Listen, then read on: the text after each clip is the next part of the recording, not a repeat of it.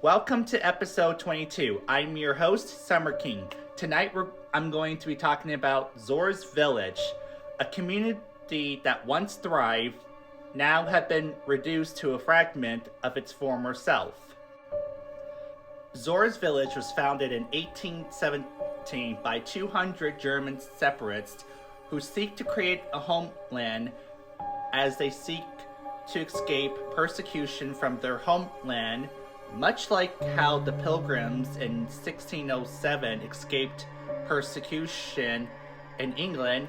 The Germans were seeking the same, as, like the Pilgrims, they want to express their religion and idea freely.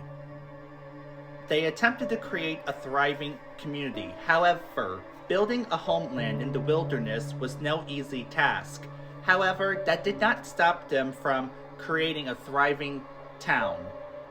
But despite their efforts and hard work, the community eventually failed. However, they were not ready to give up. In 1819, they devised a plan to make all property and wealth common. However, eventually in 1898, the community ultimately failed and only a handful of people remain today.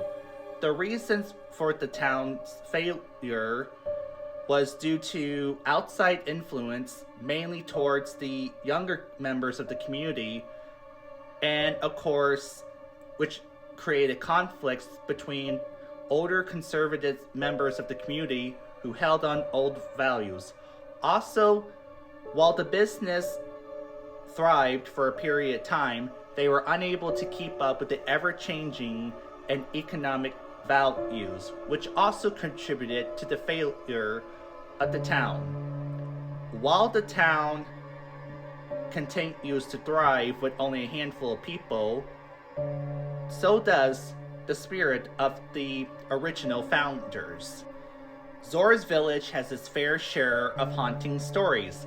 Take the Zoar's Hotel, for example. Although it's long since abandoned, at one point during the town's history, it was owned by a wealthy man named Alexander Gunn, who in life would host lavish parties that would last until the early hours of the morning. After he passed on, it was passed on to many owners who ran it as a hotel for a period of time. After the last owner passed on, the hotel was abandoned. Although it's now abandoned, the original owner, Alexander Gunn, continues to haunt this hotel to this day. As he did in life, he continues to host lavish parties as if he was still alive.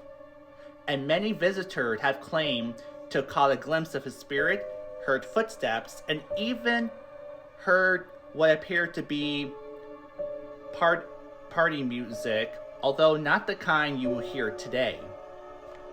Another popular place that's said to be haunted is the Books and Things, a secondhand bookstore which was once owned by a tinman during the town's heyday. It is said to be haunted by the spirit named George, who had allegedly fell off a canal boat near Zoar and had said to have fallen into the river and drowned. His spirit haunts the inn, and many shoppers, including the owners, have encountered his spirit. Three sisters who owns the inn, who moved into the town while they're at the age of 16, have reported smelling coffee in the kitchen, even though the coffee maker was not being used, but they can tell that there was a presence in the inn. One night, one of them woke up to someone sitting next to their beds, which terrified them.